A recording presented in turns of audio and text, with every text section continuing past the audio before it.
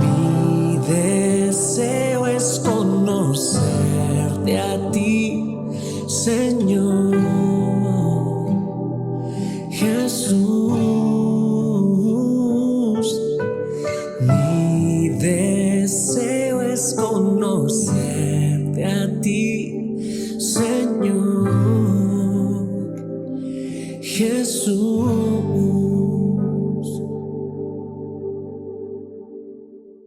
Hola, ¿qué tal? Es un gozo y un privilegio poder saludarte en una edición más de tu devocional, Tu Tiempo con Dios. Estamos agradecidos con el Señor porque Él nos sostiene, su misericordia, su amor son nuevas a cada mañana y grande es su fidelidad. Recibe un cordial abrazo en cada lugar donde escuchas este mensaje y por favor ayúdanos a compartirlo con otros. Acompáñanos en la escritura que corresponde la primera carta del apóstol San Pablo a Timoteo, capítulo 3, versículos 14 al capítulo 4, verso 5. Desechad la hipocresía.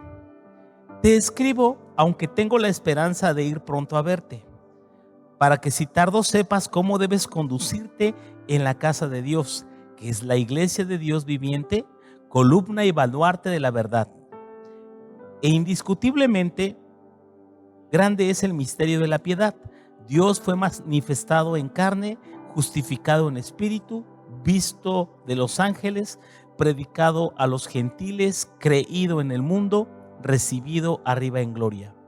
Pero el Espíritu dice claramente, en los postreros tiempos, algunos apostatarán de la fe, escuchando a espíritus engañadores y doctrinas de demonios, por la hipocresía de mentirosos que, teniendo cauterizada la conciencia, prohibirán casarse y mandarán abstenerse de alimentos que Dios creó, para que con acción de gracias participasen de ellos los creyentes y los que han conocido la verdad. Porque todo lo que Dios creó es bueno y nada es de desecharse si se toma con acción de gracias, porque por la palabra y por la oración es santificado. El tema de hoy es desechar la hipocresía. Pablo, escribiendo a este joven pastor Timoteo, con esta gran responsabilidad que tenía de cubrir el ministerio en Éfeso y por ende extenderlo a toda Asia, le da recomendaciones sumamente importantes que no solamente sirvieron para los tiempos del primer siglo, sino para la iglesia de todos los tiempos. Pablo tiene la esperanza de pronto ir a ver a Timoteo, y ese es el deseo de cada uno de nosotros, de ver a aquellas personas que amamos, que estimamos y que llevamos siempre en el corazón. Sin embargo, Pablo le dice, para que si tardo, sepas cómo debes conducirte en la casa de Dios. Y se refiere a la iglesia del Dios viviente, que es columna y baluarte de la verdad. Mira cómo describe a la iglesia, estas figuras: casa de Dios, el lugar de la habitación de Dios, el lugar de la morada de Dios.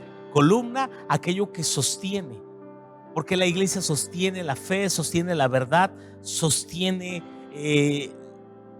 el mensaje que Dios nos ha confiado. Y por supuesto, somos poseedores de la verdad escrita, que es la palabra de Dios.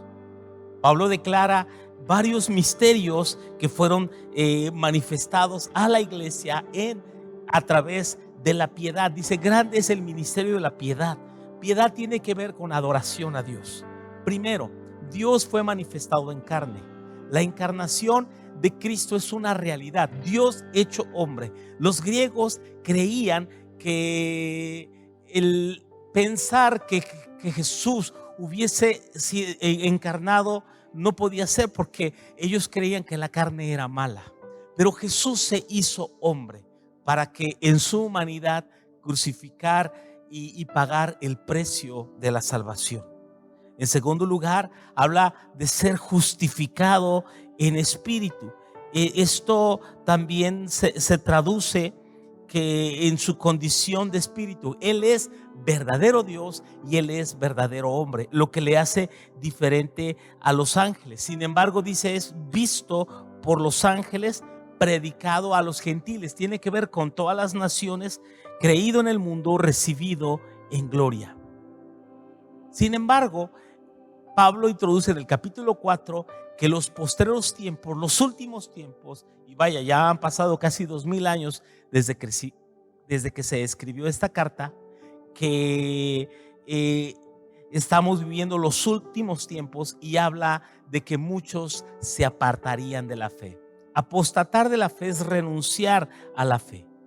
¿Y cómo se puede renunciar a la fe? Dice aquí que escucharían espíritus de demonios, espíritus engañadores, gente que con un corazón lleno de hipocresía seducirían a los creyentes, y ellos, teniendo la conciencia cauterizada, endurecida, mandarían cosas que son completamente legales. Por ejemplo, crearían doctrinas como el celibato, que es la abstención de casarse. Y de ahí que muchas personas, con el propósito de servir a Dios, impusieron a otros el derecho, su libertad a poder contraer matrimonio y tener una familia. Y esto ha desencadenado muchos problemas morales en aquellos religiosos que no tienen un don de continencia.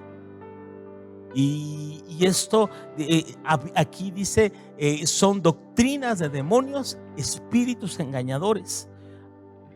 Otros mandarían abstenerse de alimentos que Dios creó, para que con acción de gracias participasen de ellos los creyentes. Hay muchas contiendas. De hecho, Romanos capítulo 14 habla acerca de esta división entre los que decían que se podía comer de todo y otros que no podían comer sino solo legumbres.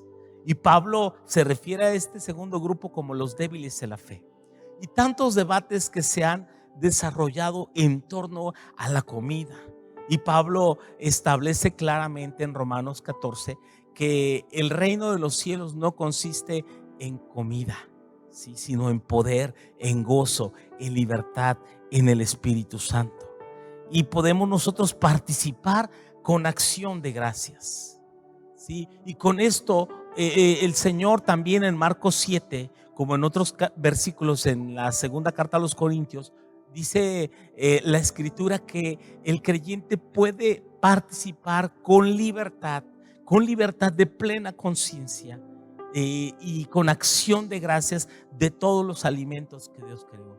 Por supuesto, vale la pena escuchar a los que saben de aspectos de nutrición, aquello que te hace bien, y no comer cosas en exceso que afecten y dañen nuestra salud. Sin embargo, si lo haces por salud, está bien, no por motivos religiosos. Pablo dice en el verso 4 que todo lo que Dios creó es bueno y nada es de desecharse si se toma con acción de gracias, porque por la palabra y por la oración es santificado. Así que siéntate en libertad. Los creyentes judíos o los judaizantes que abundaban en el primer siglo, y sigue habiendo hoy en día, que quieren imponer algunas costumbres religiosas